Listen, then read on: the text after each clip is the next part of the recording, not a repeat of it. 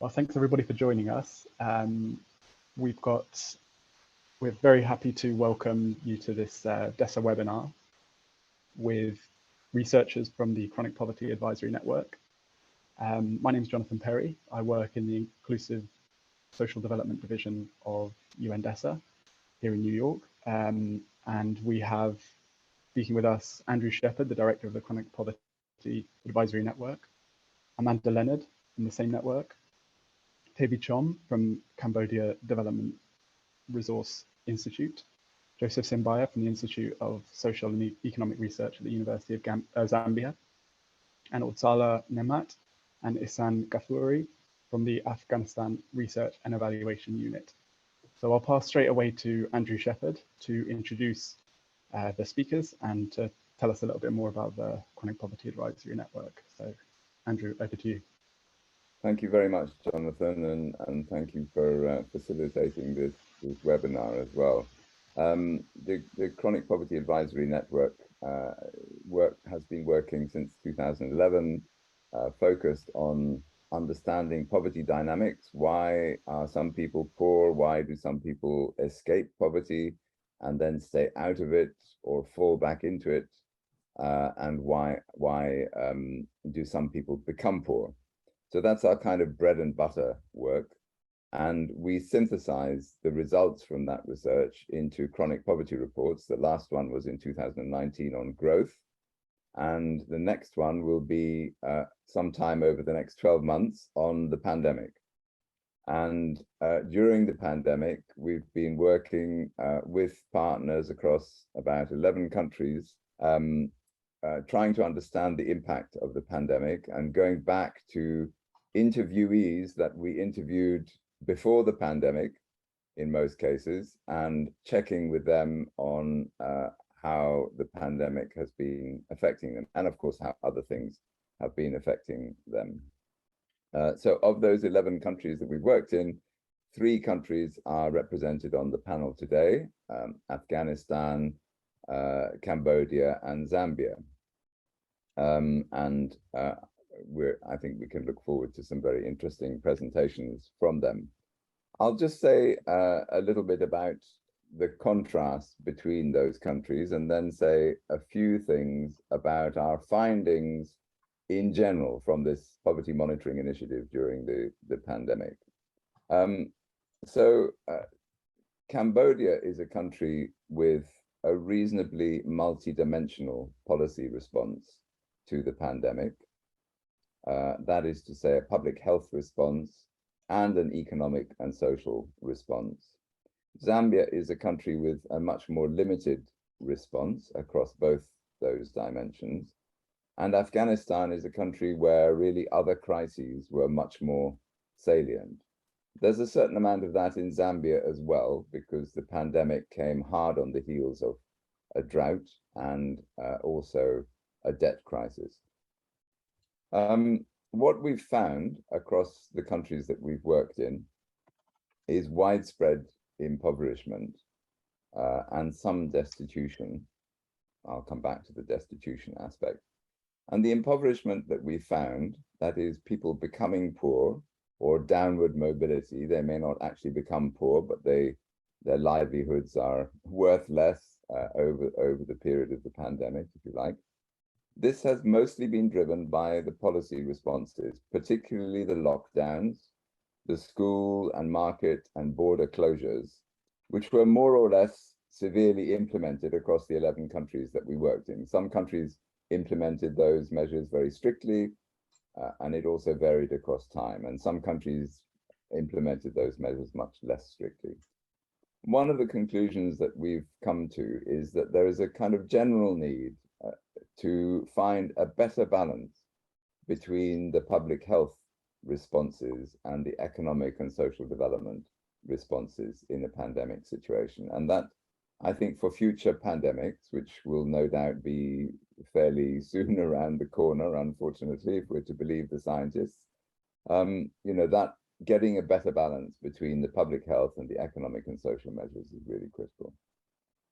A second thing that we found, again, commonly across countries, was the near universal inadequacy of measures to prevent impoverishment.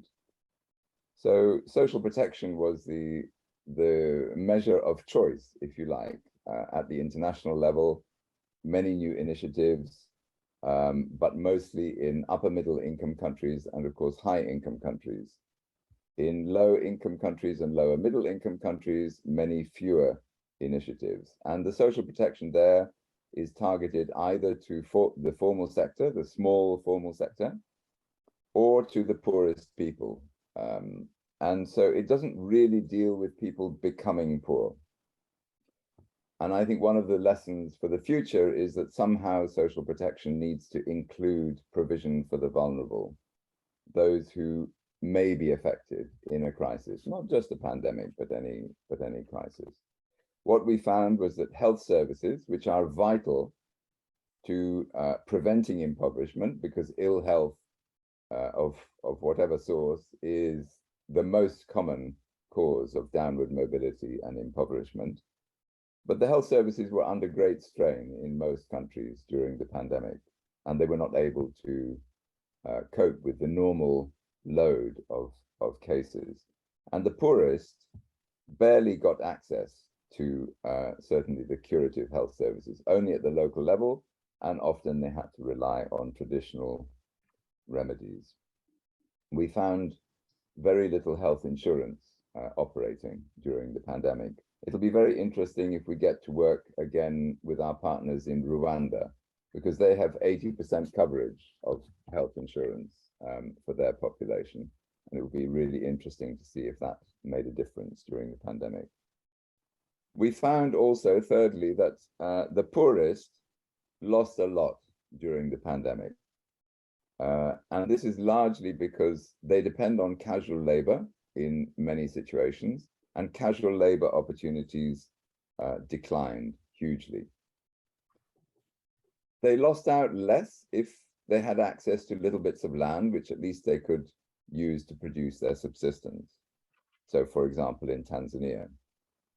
And they lost out less at the beginning because they had some social capital. But during 2020, that social capital was used up. And 2021, there was very little social capital left. So their networks were weakened. So a fourth finding is, and again, very generic, that social protection is not the only thing, not the only policy response, positive policy response that people want to see in a crisis.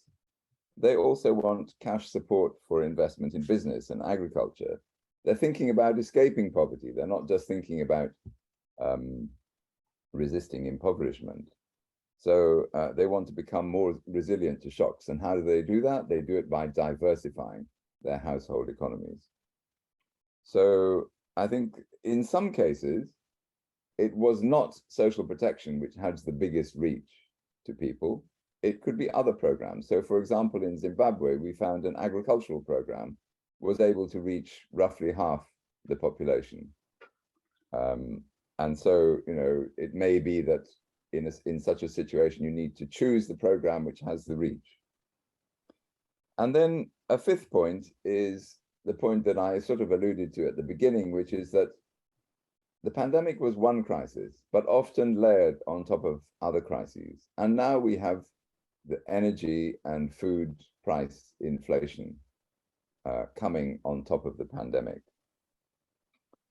So the world, and usually governments, respond to crises one by one. They have a drought response, they have a health crisis response. But actually what we need to see is more joining up of these responses to deal with multiple crises. And some of the presentations that follow are going to address this point. Poverty needs to be seen as a humanitarian issue as well as a development issue. And I think that we need a rebalancing there because it has been seen largely as a development issue.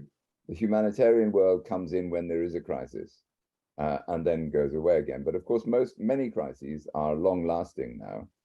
And I think we need to see a much stronger addressing of poverty from a humanitarian perspective. So these two need to be combined at local level with NGOs, with local governments, at national level, and international level. Social protection is a major aspect of this response, whether it's humanitarian or development. It needs to be elastic. The payments need to be sufficiently big to prevent downward mobility.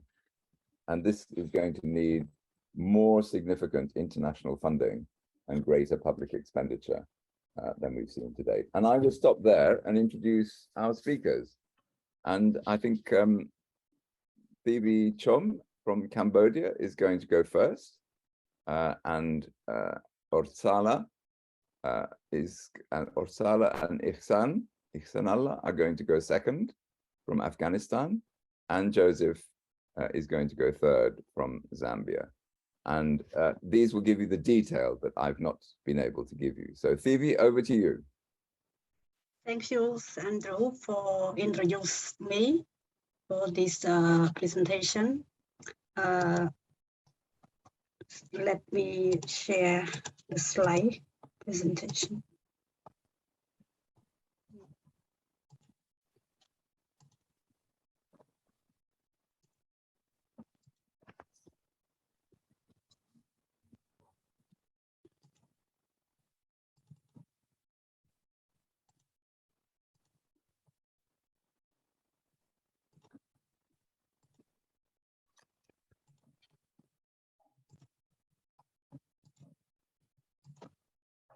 So first of all, I would like to introduce myself. My name is Phoebe Chom. I'm a researcher at the Cambodia Development Resource Institute in Cambodia. And today I would like to present the key findings from the research that focus on the COVID impacts on poverty and inequality in Cambodia, case study in Cambodia. And the key findings draw from the survey and also draw from the fieldwork that we conducted in early this year. And so the first, I would like to provide the little bit brief context in Cambodia in terms of during the COVID, how the government respond in terms of to reduce to support and mitigate the impacts on the livelihood of the poor. And probably you already know that in Cambodia, the social protection is remain weak and not well established in Cambodia.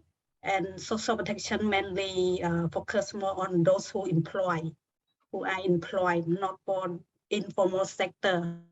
And in Cambodia, during the COVID, the government will respond in terms of provide cash support and several cash support and intervention, and also in terms of ID poor program that provide the cash support for the poor, and also during the lockdown provide the cash support for the people, and also the intervene in some sector that the more affected in Cambodia in terms of tourists, in terms of small and micro business, and also the tourists that the most affected by the COVID.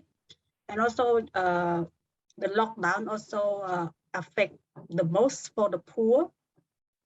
Even the Cambodian initiate the online learning in Cambodia, but it's not work well because infrastructure in Cambodia is very weak.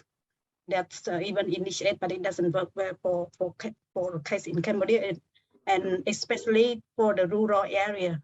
That lack of material, lack of infrastructure, internet, a lot of challenge for the case in Cambodia, not only for the rural, but also the people in urban area.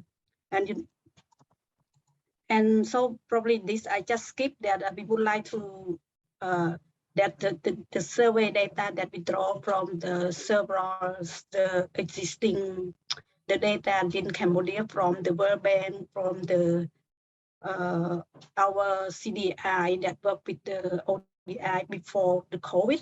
We have drawn data from that, and also the World Bank also conducted the phone call survey that there is a 5 round to follow up what's going on the impact COVID on the poor.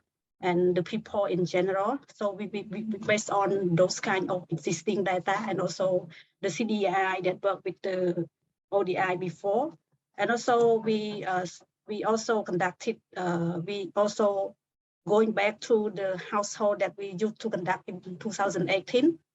And also we expand one area in capital, and we use the life history, key informant interview, and focus group discussion in order to support and provide more narrative to support the survey data. And this is just a brief that we what would like to show you. This is the poor in Cambodia, and this is also the case in Cambodia in urban and rural, the poor and the poorest, that how they live in Cambodia. And the key finding that we would like to highlight, that before the COVID, pre-COVID, Cambodia have been doing well in terms of reduce the poverty, income poverty, and also the multi-dimensional deprivation. Then you can see before the COVID 2018 that we reduced from 50% up decline to 18%. That is a lot, but however the poverty remained in the rural area that we reduced out. But the COVID have been a reverse result, and the people that we the data that show that people report the overall income loss, that it's very common, not the case in Cambodia, but also the rest of the country, that the income loss, job loss, unemployment, it's very common. And also, but we would like to highlight that based on the data that conducted 5 times from the World Bank, that show that in the first round, the people in the bottom 2 is report the reduced income, but in the round 5, it was result that the people in the top 3 quintiles report the reduced income. That is a kind of reverse result that provided by the survey data. But in general, people report the income loss because of pandemic, because of the lockdown, and also the market stagnation. And also and the second finding that we would like to highlight, that the government respond during the COVID by providing cash support to the ID poor household, and also the work with the development partner to strengthening the system by expand the ID pool, by identifying more ID pool to provide cash support during the COVID, and 50% of the ID pool received the assistance in June 2000. But because in Cambodia we have a different zone, but the Tonle Sap still remain the lag behind in terms of provide cash support, to get cash support from the government. But overall, it's the ad hoc response that support the poor to prevent the debt, prevent the poverty. But it's still a lot of people that struggle with the income loss, even because the cash support do not compensate the income loss. And also the third finding that we would like to highlight is that the education disruption during the COVID, and we would like to highlight that the poor, the education engagement remain for the rich household, but in the round 5, the level among the rich and the poor, and also the communication, it remain on the communication, teacher communication remain more with the rich household, and the overall is the poor, the tendency of the poor still remain low engaged in education and learning. So from the qualitative data, there is a lot of challenging for the poor to keep their children to engage in school because of they have no learning material, and also lack of support, and also the lack of internet access among the poor in the rural area. So even the initiate for the shift to learning online, but it doesn't work for the poor, given the infrastructure issue and internet access. And how during the COVID, how the people cope given the loss in income loss. We would like to highlight that the poor mostly rely on food reduced consumption, that it's very common among the poor. And I think it in other cases, not only Cambodia, probably is the common that the poor reduce the food consumption because of the income loss. And also the second point that we would like that the people in Cambodia, mostly the poor, rely on the credits in terms of food, in terms of borrow the money from money lender, the bank to support during the income loss. But they're gonna face a lot of issue, the debt, indebtedness over the long run. And that is a big issue in Cambodia. And also the people try to reduce the, because of the agriculture practice in Cambodia is costly but low return because of drought, rains. So the people, farming people, it's more likely to fall into the poverty because of the farming practice, that it doesn't not sustainable and costly. Sorry. And this slide would like to highlight that why people, some people, why non-poor are better resilient than the poorest in Cambodia. We draw from the qualitative data that show that the non-poor are better than the poorest to cope during the COVID, because they have a large size of farmland, and also that is a main income generation for them, and also they have a more saving compared to the poor. They have more saving, and the poor doesn't have any saving account, so it doesn't rely on the social assistance for government. It doesn't compensate all income loss or family member that lost job. So the non-poor be able to cope because they have more saving, more asset. And also the third point we would like to highlight that there is a social stigma in Cambodia that the rich people, the non-poor view poor people tend to be lazy, not working, rather than focus more on landlessness, health shock, or lack of family labor force that we already conducted with the poor, and that is the key reason that they mentioned about why they are poor. But there is a social stigma from the rich people, but I think it's very common around the world, it's universal. And also the poorest, as Andrew mentioned, that they rely on cash labor, like earn day by day. But when the lockdown, there is nothing for them for support the income, for support the family.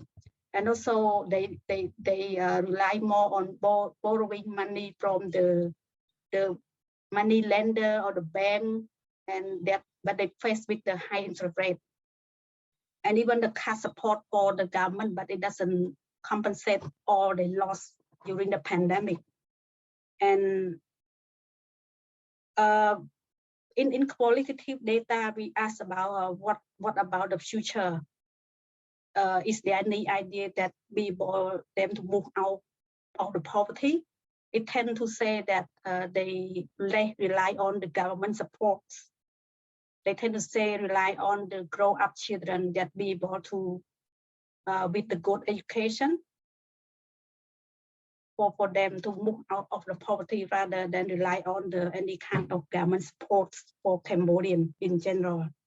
And also what they view about the young people, mostly they think as long as the young people have a land, it's very important for them, because now in Cambodia, the land accumulation is also the big issue in Cambodia. Like people have a debt and then they have to sell land to pay the debt. So land is very important for rural area. We need to redistribute the land for the poor for the future. And also the internal knowledge and skill is very important for Cambodian. And the last but not least, we would like to provide the key response or implication for the case in Cambodia in terms of, because 85% of people in Cambodia is a farmer. So farming is still important for Cambodia. But as I mentioned earlier, the farming practice is costly, and so we need to provide a climate smart agriculture and effective natural resource management that is important for Cambodia, like redistribute the land to landless people, because in this case there is a lot of people that don't have a land for support, so they rely on migrate to other country. So important that the land distribution is very important, and also the poor also tend to cope with crisis, rely more on debt.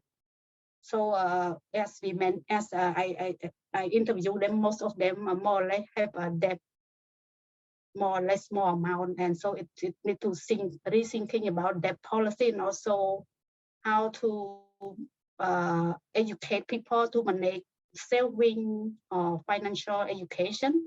But it doesn't solve the problem, but it's part of that. And also in Cambodia, the social protection by provide cash support, very important to support the poor during the COVID. But as I mentioned, it's the demand limit.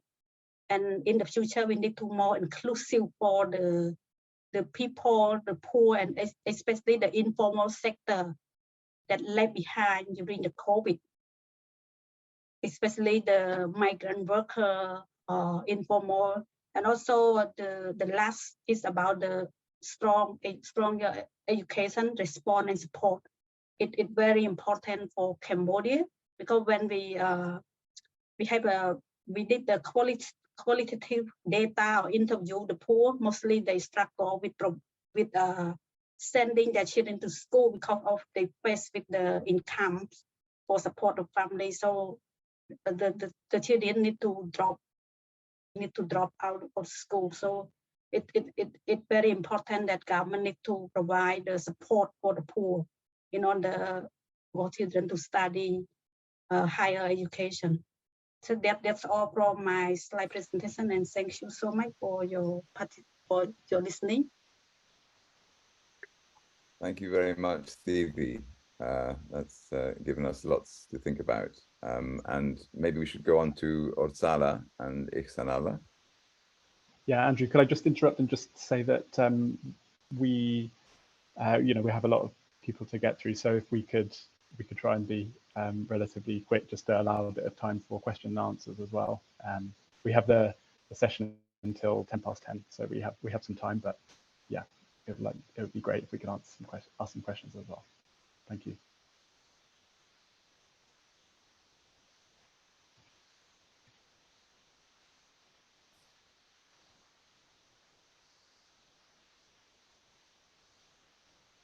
Orsala, I think you're muted. There you go.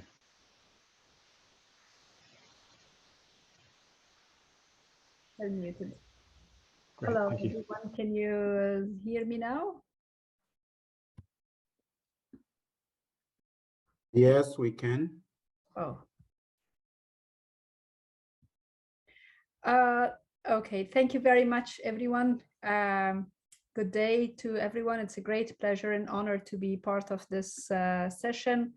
What I'm going to present here together with my colleague Ihsanala Ghafouri, who is Afghanistan Research and Evaluations Research Manager, is the key findings from our study or our partnership with CPAN, or Chronic Poverty Advisory Network, which is part of a broader COVID collective consortium that is funded by UK Aid.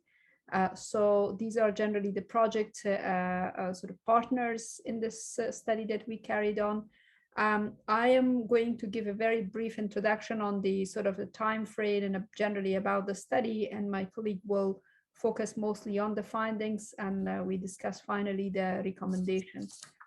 In terms of the study, we also, similar to the case of Cambodia, looked at the socioeconomic impacts of COVID in Afghanistan. And as you all are aware of the situation in Afghanistan during since last year, there were several processes happening, or several crises happening at the same time. So the aim of this particular line of study was to look into the the impacts of COVID on people's livelihoods. In terms of time frame, we looked into the periods of 2019 for mostly quantitative data that we gathered, and we had 2020 to 21. Mostly the qualitative interviews were conducted, mostly the spring of 21, I would say. The methods for this analysis were generally qualitative interviews, as well as quantitative survey of the income and expenditure and labor force survey that in collaboration with institutions, we were able to have direct access to the survey. And finally, the analysis also included previous data that ARU, in partnership with ODI in previous consortium, Secure Livelihoods consortium, we have gathered from 2010 and 2015. This data was also used, and the criteria for selection of the communities in two provinces, Herat in Kandahar in Afghanistan, were also including the fact that we had data about the same household or similar households in localities in these 2 years earlier, 2010 and 2015. And the overall idea from comparing data was to look into this particular time and period and see how the people situation changed from one point to another. My colleague will give you more details on in-depth findings, and then we discuss the policy implications and recommendations later. Thank you. To you, Ihsan. Thank you very much, Dr. Muhtaram, and hi everyone. This is Ihsanullah Ghafoori from Afghanistan Research and Evaluation Unit, and we are going to present the finding of our last recent studies that we have conducted. As Dr. Sab mentioned about the chronic poverty network, and as well as under the grant of the COVID collective. The finding that have shows during in this finding is a combination of the 2 studies, qualitative and quantitative, as Dr. mentioned before. Overall, the poverty rate in Afghanistan has increased tremendously. It's reached from 43.7% to 51%. It's a big amount of. It's a big number. Like in a couple of months, this has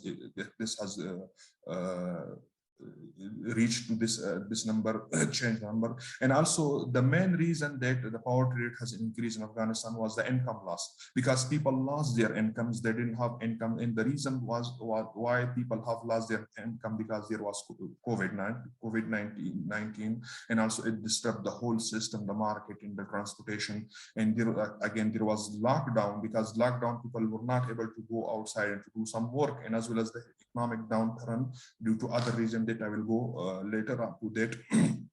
And because the 80% of the people in Afghanistan, they are relying on the agriculture and like yield and harvests. So there was no demand for their harvest, or there was no demand for their role in the market. And also those people who have their small and medium enterprises, or they have some sort of businesses, because the border was closed and they were not able to continue their activities. As a result, many people who had some sort of they were working in these businesses, they lost their income source, and the business was closed and the people lost their income source. That's why the poverty has increased. Other effect of this poverty are the health and security, food insecurity, because COVID-19 also directly affected the health, the food security and health of the people, because during the COVID-19 there was lockdown and there was no proper transportation, meaning people were not going properly to access to health services, and those transportation that is being used for accessing health service, their price was very high, and also the cost of the food, the cost of the treatment was very high. The people were not able to get proper they were not able to get proper treatment, and also that is directly affect their food security. And other reason that they have mentioned during we found during the data collection, because there was protracted conflict in Afghanistan, we had a severe drought in Afghanistan, and also the impact of the COVID-19. In the qualitative data, about 69% of the people clearly mentioned that they didn't have they don't have food to eat. And also this figure, like in April into September 2020, this figure has reached to 76%. So that is the overall effect of this COVID-19 and the health and livelihood of the people. And also the following graph shows that the parallel impact of the food security in by COVID-19 and pre-COVID-19. This is also, there is no big difference even before the if you go to the second the slide, that's the sure. Yeah, this graph, if you see there, like pre-COVID-19 and during the COVID-19, the graph is very like there is no big difference, and it means that before COVID-19 we had a lot of people, they were faced, they didn't have proper food security, and there was a lot of people would have to escape, and also they were worried about not having enough food. So this is the impact, because later on I will discuss the other reason as well, so why the food security has erupted, and also it has a severe impact on in Afghanistan. And the following is, there is like a quote from one of the IDP interview that we conducted in Herat.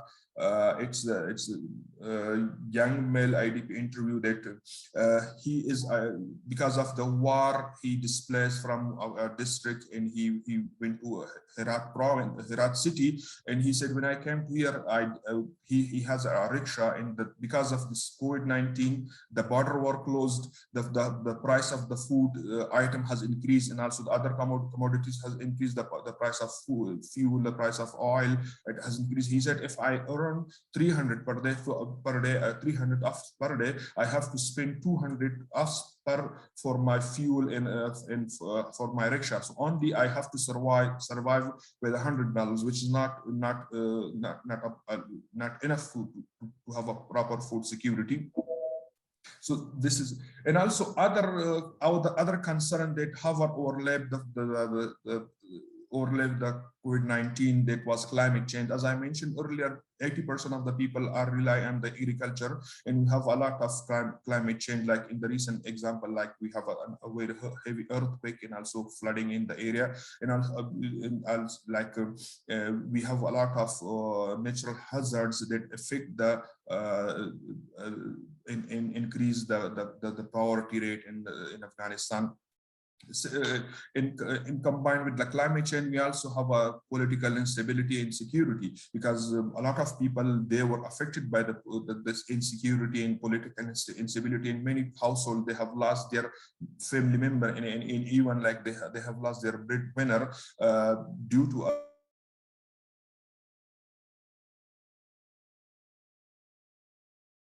displaced in the last year community relationship. So that is these three things, for like climate change, political instability, COVID-19, they have severely affected the livelihood of the people, that has raised the poverty rate in Afghanistan.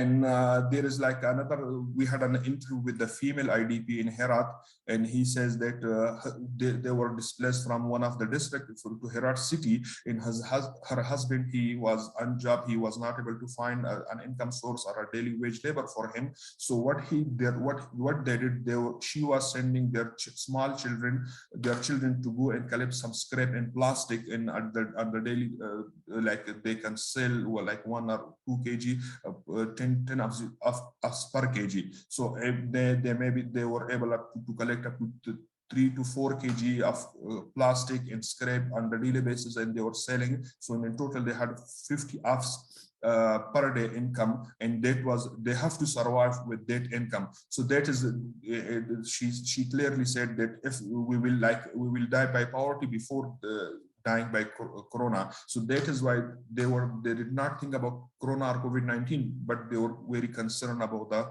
poverty and food security. The other graphs there shows about the coping strategies, and this is like some what are the common coping strategies that has been used. A lot of people said when they face any problem, they were saying that we cannot do anything and just we wait to come to someone, or and also the issue has been resolved by anybody. Other people like this, they adopted some coping strategy, was that selling their assets, or like they were migration, or one of the reducing the expenditure, or having less food incomes, or credit or loan. But each of these coping strategy, it has their own benefit and implication. But if we see the credit and loan before COVID-19 and during COVID-19, this coping strategy was there was no big difference. And even before COVID-19, this strategy was adapted, and during COVID-19 is what it was adapted as well. Loan and long-term debts, it's the data from the qualitative data that we have found during the data collection. Migration, displacement, and remittance and support by the governance was one of those among those power coping strategies. Again, loan and long-term debts has a very severe implication, because they have to lose their fixed asset, or they have to mortgage their fixed asset, or they have to sell their fixed asset, which also have a long impact on their livelihood. Long impact their livelihood. And this is another a nice quote from Herat province.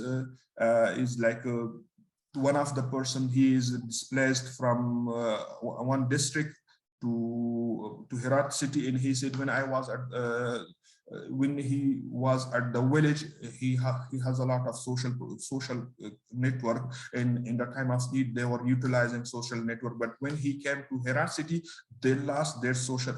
He lost their social network, and he is not able to find a daily wage labor for him. But only he said, I know the Malik of the village, but Malik cannot find job for everyone at the village level. There are a lot of villager that he have to deal with it. But he said that sometime the Malik support me in find me some daily wage labor. But again, it is 3 or 4 or 5 times that he is that 5 day or 4 day after he can able to find a 1 day daily wage labor. Again, that is had a severe impact on their food security, and as well as overall the poverty rate that has increased in Afghanistan. And I have to stop here. I think I did not take too much time of the presentation. Thank you. Thank you, Hassan. Thank you, Ihsan. I just end with the last slide very briefly. I know probably our time is also up. So very briefly, in light of this overall analysis, we developed a number of recommendations that I'd like to highlight. In the light of also changes in Afghanistan, we believe that those actors who are involved in provision of services such as humanitarian services and so forth, they need to really acknowledge the overlapping crises, because responding, as Andrew, you mentioned earlier in the opening remarks, the poverty directly requires humanitarian response as well as development response or long-term responses. So we see in this study, we see how One health related, if we suppose for a moment that the COVID had health and also a kind of economic and social impacts.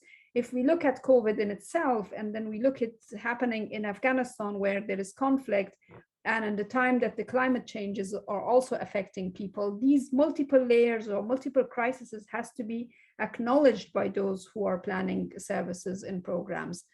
And secondly, we are also looking at the evidence of this study in the current context. There is a very clear need to strengthen linkages between humanitarian and development aid, because at the moment there is more emphasis on a provision of immediate emergency assistance to Afghanistan, but the issue is much deeper and much larger than only humanitarian response that Afghanistan needs. And finally, one key observation in our study was focusing on the young adults and how they are the ones who are worst affected by these multiple crises. Why? Because they lost their jobs, as my colleague mentioned, because they are leading households, because their social networks are not as strong as the earlier generation because of the mobility and displacement situation.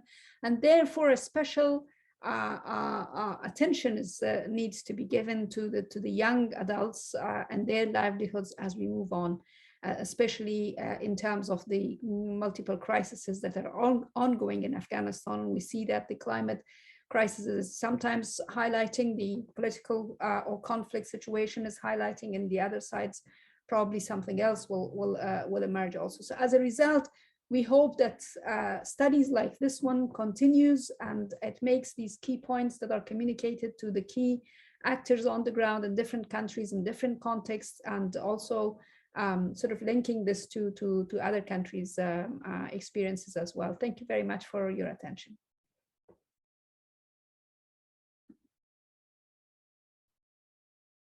Thank you, Ortsala and Iksanallah. And in the interest of time, we should just go straight on to Joseph and Zambia. Joseph, I think the challenge for you is to shorten your presentation and maybe cut out some of what you would say to give some time for question and answer before people have to leave the session. So I leave it to you, but if you can maybe just go straight to the findings, don't give us any preliminary stuff. People can ask about that. Thank you. Thank you, Andrew. And yeah, Joseph Simba is my name. I'm at the Institute of Economic and Social Research at the University of Zambia. The only preliminary remark I'll make is that these findings are from a couple of studies. So they combine findings from a qualitative study of the poverty dynamics, as well as a follow-on study that focused on monitoring poverty during the pandemic. So those are the two studies, and as Andrew advises, and in the interest of time, I'll skip these slides.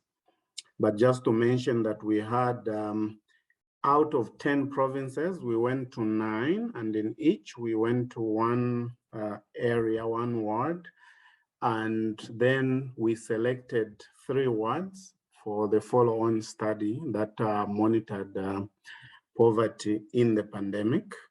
So I won't go into those.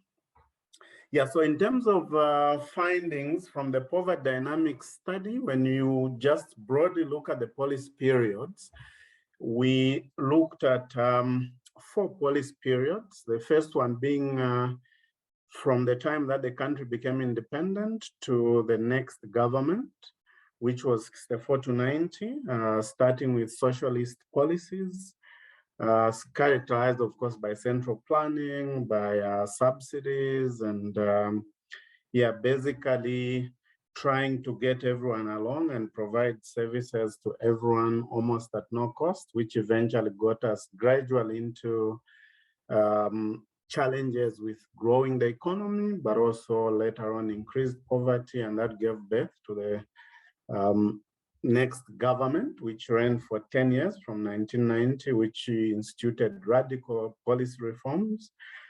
Liberalization characterized this period, empowerment through sale of houses, but also job retrenchments to make sure they right size the workers in terms of different sectors of public sectors, as well as parastatals, which again introduces its own challenges in terms of poverty. Then in more recent years, starting from 2011, we had a government that just left power, that just handed over power to the current one.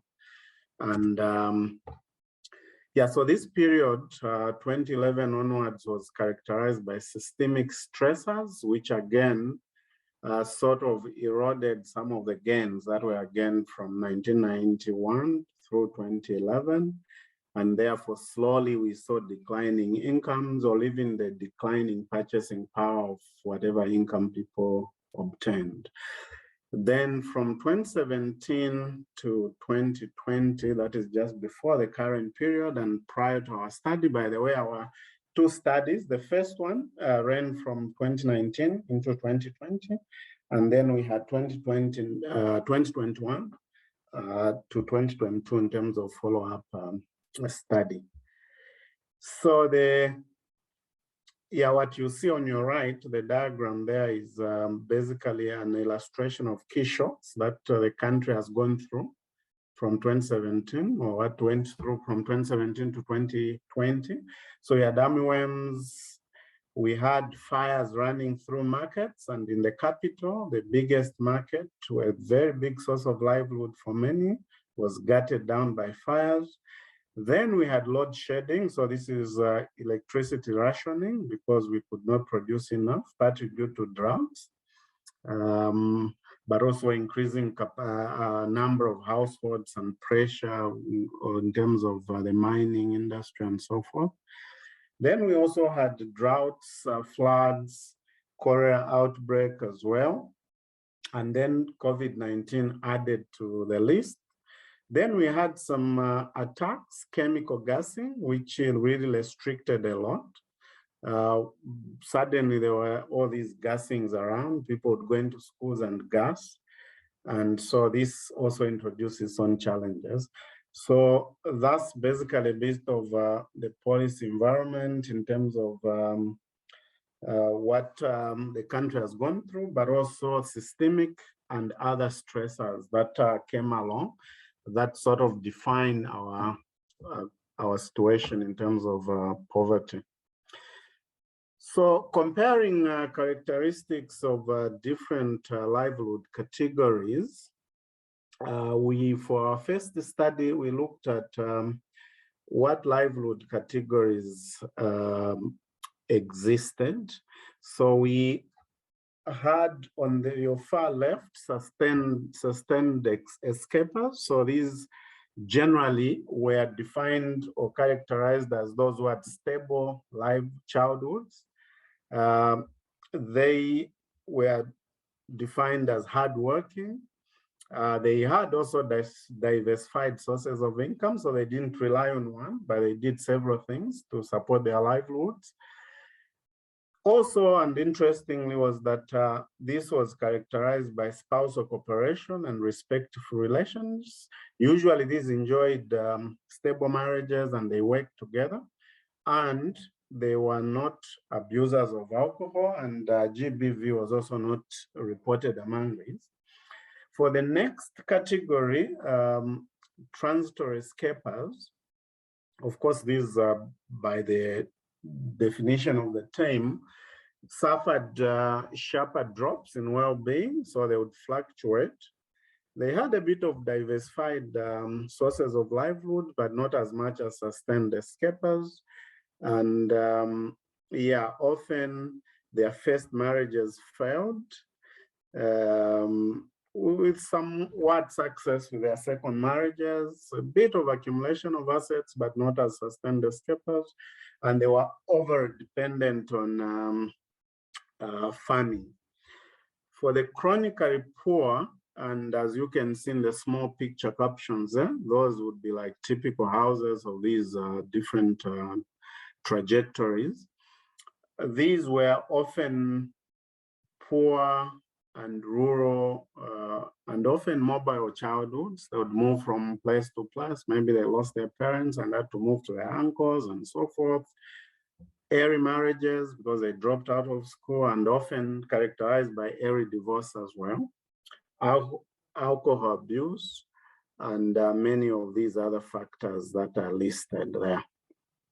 So these were the different categories of people we interviewed. And in terms of, we also looked at drivers of poverty, descent and escape. So for descent, usually we had personal factors, and these included high dependency ratios. So they had very many people they took care of.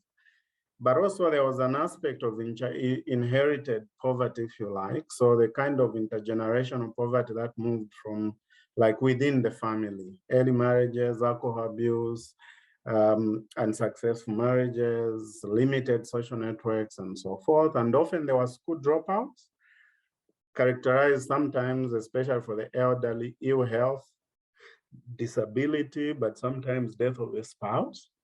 And most of them did not have access to social cash transfer. And by the way, even those that did, this is something that was not consistent, but also not sufficient.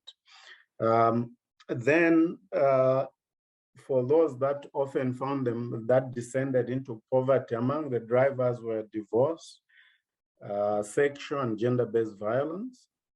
But they also had limited employment, often engaged in exploitative daily wages, victims of sexual harassment, and so forth.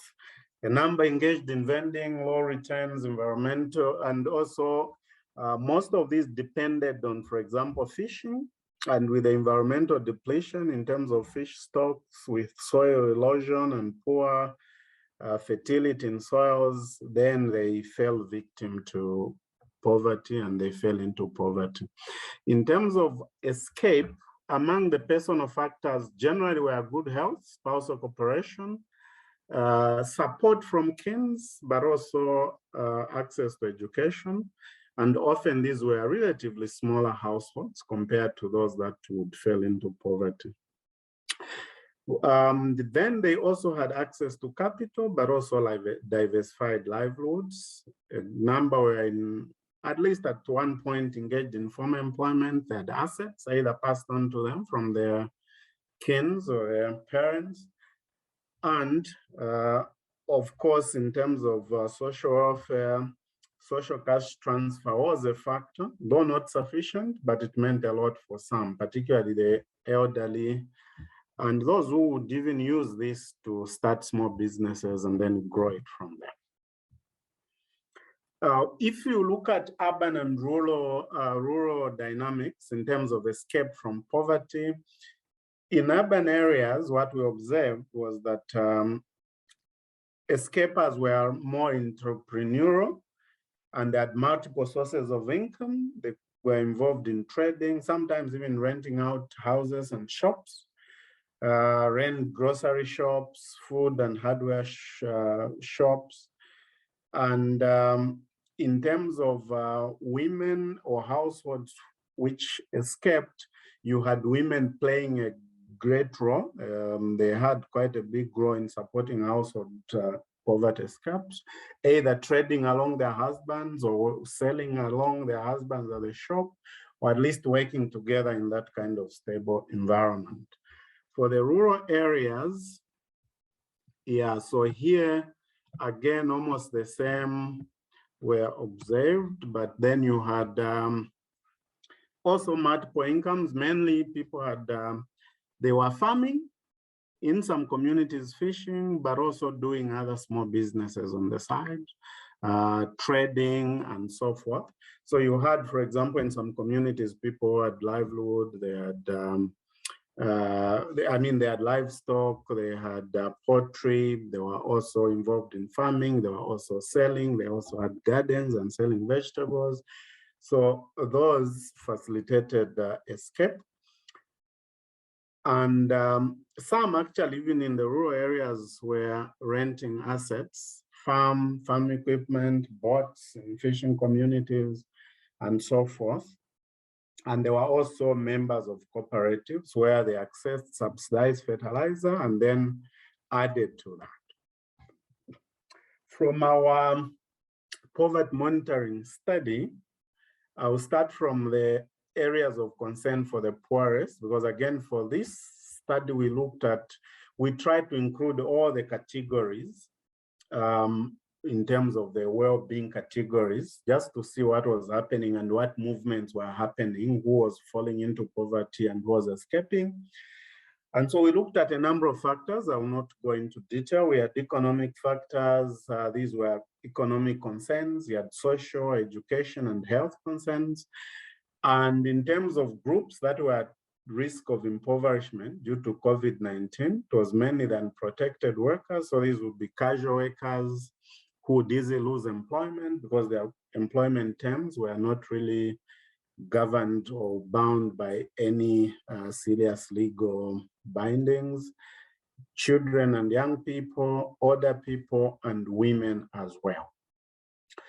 So this slide sort of summarizes the movements we saw in our data. So on your left, you have the first case of COVID-19 in Zambia being recorded around March 2020. And then you see a bit of a drop generally coming down to around March 2021 there. So you have a general decline in well-being, which is partly attributable to COVID-19, which led to loss of livelihood. People could not trade because there was a partial lockdown and all these restrictions that came with it. Then we saw continued decline between March and somewhere around June 2021, which was relatively sharper. I think there were a number of factors here came into play: limited remittances, marked by increased household expenditures due to increasing prices and so forth. And so we had our lowest in terms of our date and period around June 2021. Then, as you are aware, government changed around August and some kind of hope was inspired. So we had some kind of partial economic recovery. So these were our data collection rounds. So we had round one around March 2021, then we went back in June, and then December, January 2021, 2022. And what you see here on your right are movements. So generally what the picture tells us here is that you have a bit of a shift generally from better well-being categories to worse over time, even though that picture started to change in June, but it never got to what it was at the start of our study. What did people use as coping strategies for the different periods? And again, don't worry about the months if they don't exactly match. Generally, so there's data collection and data analysis and so forth. So for the first round of the COVID-19 monitoring study data collection in March 2021, coping strategies were mainly around food rationing, turning to cheaper sources, but also reducing the quality and quantity as well as frequency of meals. Then a bit of diversification of livelihood to increase the catch, so to say for livelihood, for family household livelihood. Also, people had to fall on borrowing and drawing from savings. And again, drawing from savings was relatively limited. Of course, some involved in kind of village banking could draw, but these were a few. Borrowing, again, this was something that was this is drastic conditions where you borrow, for example, money you're supposed to return every day for the next month. And then you're involved in trading. So this profit has to be split between paying a daily premium as well as feeding your family, but also maintaining some capital. So that's quite some difficult situation. Then, of course, people try to adhere to COVID-19 guidelines, but that also meant, for example, if you are selling food, you needed to buy takeaway kits and so forth, and so that increased the cost of doing business. Of course, government also came up with emergency cash transfer. I think they disbursed it once, if not a couple of times. Subsidized fertilizer has also always been there. For the second period, when we went back around August, September, again, drawing on savings and borrowing continued to be a coping strategy. Reliance on government remittances, informal trade, some now started to sell at their houses, repackaging mealie meal, rice, and so forth, farming as well as gardening. A number 10 to casual labor, so these are daily workers. So you go in the morning, they give you a portion and give you some money. Food rationing continued, as well as informal support networks, even though they were diminishing, partly because of social distancing, but also because the economy hit almost everyone, and therefore even those who are providing, others could not. And sorry, we Joseph, saw just to also interrupt. Yeah. We're gonna have to cut the session soon. So if you could wrap up, that would be great. Thank you. Sorry to interrupt. All right, no problem. So in the second wave, we saw people turning to prayer as a coping mechanism. January 2022, things were slightly better, a bit more social cohesion because then COVID was going away. But generally, people continued with the same coping strategies. Very quickly, in terms of government support measures, yes, public health insurance, which has not fully taken root, but this was introduced during the time, a bit before, but during the time, and continues to work, but not fully and implemented properly, completely. Social cash transfer continued. Nutritional security also through a government program, emergency support through the disaster management unit. Government also introduced free education a little later with the coming in of the new government. Okay, but what is maybe food for thought is that even with all these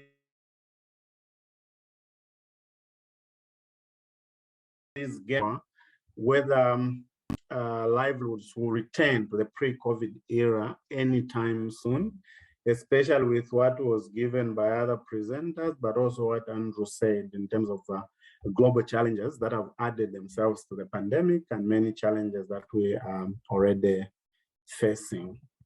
I'll skip these.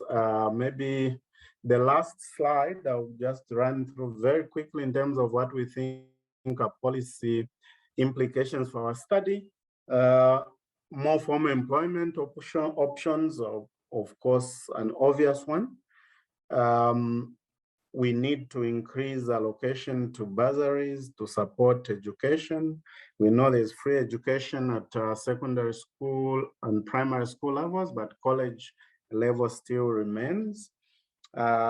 We need equitable access and proper targeting of the social cash transfer, but also diversification. We need to promote diversified agriculture rather than just one single crop that many Zambians are used to. Provide security for rural land through, of course, titles so that it can have value and people can use it to access funding or capital. In terms of COVID, I think most of these again have been spoken to. So I'll end here. Thank you very much.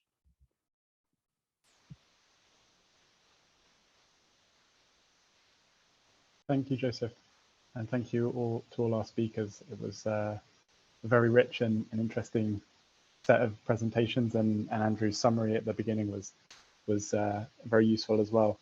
If anybody, I can't see any questions specifically in the Q&A, so maybe if I can just ask a question myself. I mean, it's interesting to see the different government responses to the pandemic and then the other, the multiple crises that were happening around the pandemic.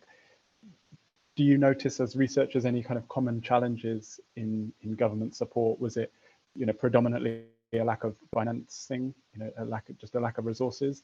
Was it delivery problems associated with the kind of health restrictions, a lack of government capacity, those kinds of things. Just interested to see if there was any kind of common challenges in government response. And I think we have, Marta has a question as well, and then I'll pass it back over to Joseph, who has his hand raised. Marta.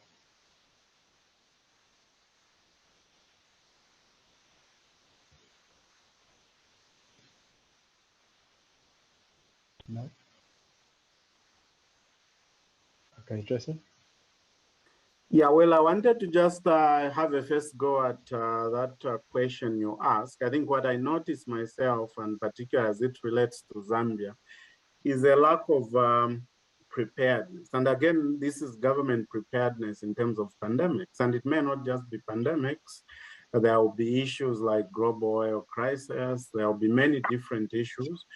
Usually our governments are reactive. There is a problem, there's cholera, and therefore look for money and fix it.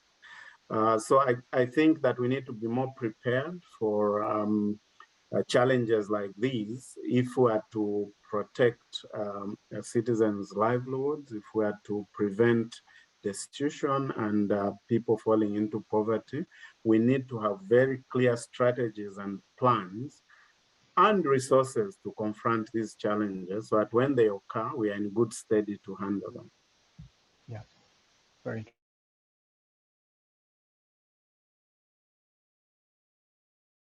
interesting. Thank you.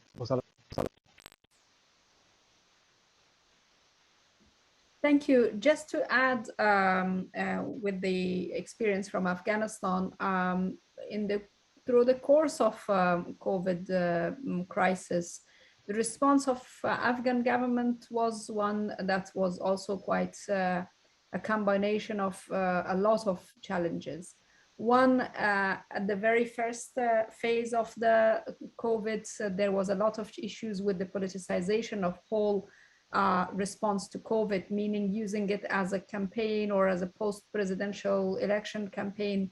And then secondly, the whole national program that was designed as a government program sponsored by the World Bank was called the Starkhane Milli. And in the course of the period that we were implementing, basically conducting our research, we learned through the media that in many provinces, this program was completely shut down by the then insurgency because of corruption or because of lack of coordination with them.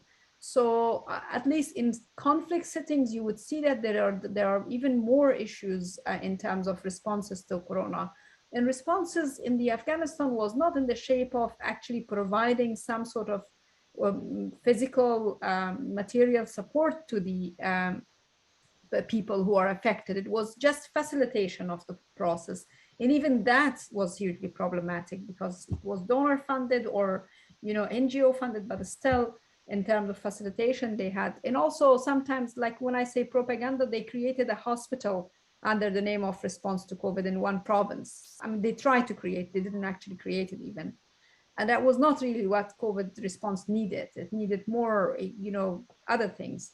So we found in general that responses were very limited to oxygen provision and some emergency health assistance provision. And even in that, there were challenges in issues. And in the economic field, it was very problematic to look at to begin with. Yeah, thank you. Very interesting. Andrew. Thank you. Well, it's a very good question, Jonathan, and can take us in all sorts of different directions. I mean, one response is that at the beginning, I think all countries responded with a public health response and with the measures that we know. And there was a kind of very consistent international response. And in fact, some of the poorest countries, particularly in Africa, had some of the strongest and most efficient responses at that time. It took everybody a long time, much longer than it should have done, to realize that there needed to be a balance between the public health responses and the attempt to contain the pandemic and other policy responses. And in fact, of the countries that we worked in, 11 low and lower middle income countries, including big ones like India, Cambodia was the best country at developing that sort of more balanced response, at least by 2021. But even in 2020, it had a number of aspects which were very bad. Very few other countries managed this balanced response, and the consequences are, you know, the very significant impoverishment that we've seen.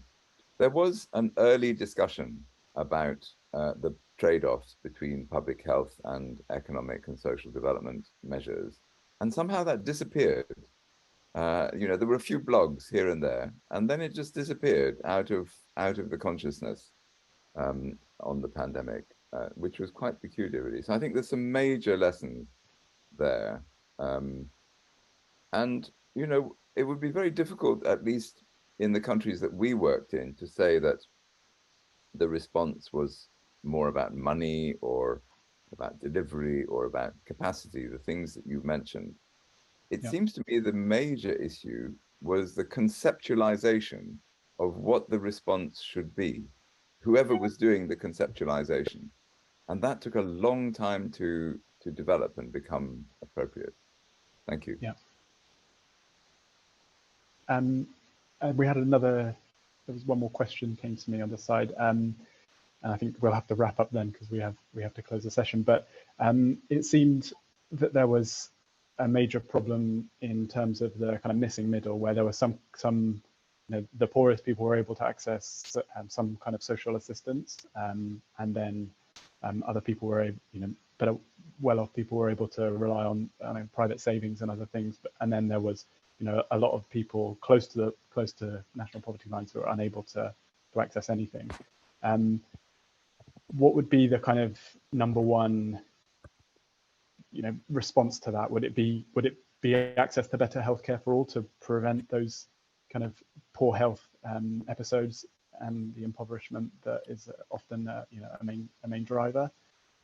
You know, given that if we're saying that we can't do everything, what would be the kind of number one lesson for protecting that missing middle from the research that you found?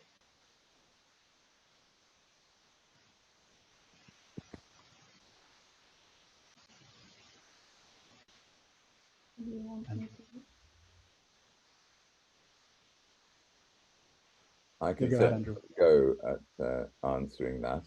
I mean, the missing middle that we observed was especially in the urban informal economy, which is at the lower end of the middle. I mean, if you have if you look at the distribution of people across income quintiles or consumption quintiles, you know, the majority of the poorest 20% are probably rural.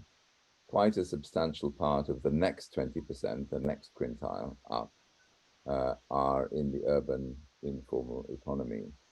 And this is, you know, this is the way that people get out of poverty. This is the main way that people get out of poverty, is through the urban informal sector. Yes, also through rural mobility, upward mobility, but migrating to towns and in many circumstances and having an informal job is really a way out of poverty. So the fact that the people in the urban informal sector were so badly affected, strongly affected by the lockdowns and market closures and so on, I think it took a certain amount of time to recognize that that was the case. Having recognized it, there were attempts to bring those people into social protection umbrellas, but they were very slow, they were very late, and in many cases they weren't enough. In many cases they didn't exist at all, actually, but where they did, they were relatively inadequate, I think, and as a result, a lot of those people were not protected. I think, you know, to answer the question, the main thing that is needed there is a more flexible approach to social protection, so that social protection measures can be expanded, so that you have the finance in place, you have the system in place to expand where necessary to cover people and sectors and groups who are very vulnerable in particular situations. And you also have the monitoring going on to show you who is vulnerable.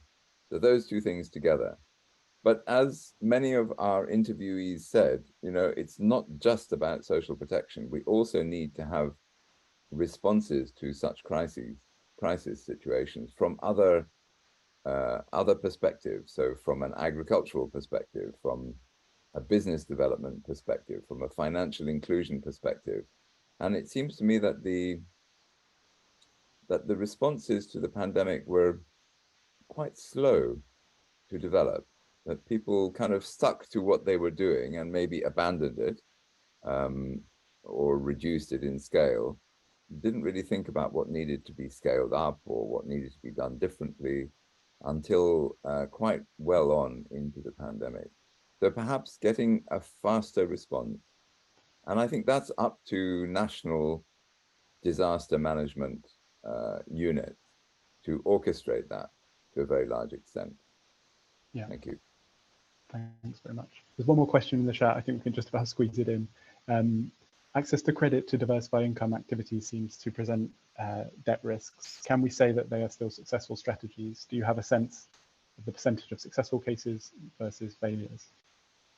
I don't know who would like to take that. I think it would be very good to hear from Cambodia on this, Stevie, if you have any thoughts about this, because Cambodia, I mean, I think this issue has come up in all our studies, but in Cambodia, you know, given the kind of success of Cambodia in reducing poverty and given the high role of financial inclusion mechanisms in that success, I think our results are quite mixed there. So Phoebe, I don't know if you're able to reflect. I would say yes and no. Because it depends on many factors why they take credit to success and why not people did not successful. It's yes and no. And for Cambodia case, there is a lot of case that the poor faced with indebtedness. There is a lot of factors that push them into indebtedness because of the lack of skill and because of they had to pay the interest rates. And people would say that they did not, the lack of financial literacy. They don't know how to manage saving, but there is need to consider about the interrelationship between informal and formal in Cambodia. Because informal in Cambodia, rural in Cambodia, we could say that it exists very long time ago before the bank create in rural Cambodia. That kind of form of traditional way of people take loan for support their family or when emergency case. But for the another point, they had to pay the interest, pay the high interest rate. So we need to deep understanding the relationship between formal and informal in Cambodia. And the case that they take credit and be able to diversify the activity. Also, because I think they have a lot of factors, like they have knowledge in terms of doing business, and they have an asset like big plot of land and more skill in terms of doing business. Yeah. That's all from my perspective. Great, thank you. So I think we're going to have to close the session there. But thank you so much for all the speakers for your interventions, and you know, clearly a lot of work has gone into it, and we really look forward to reading the final large report that Andrew mentioned and other products from the research. So thank you again to everybody, and we hope to see you again soon. Thank you, Jonathan. Have a good day. Thanks, you too. Bye-bye. Thank you, everyone. Thank you. Thank you. Bye-bye. Bye. Bye-bye.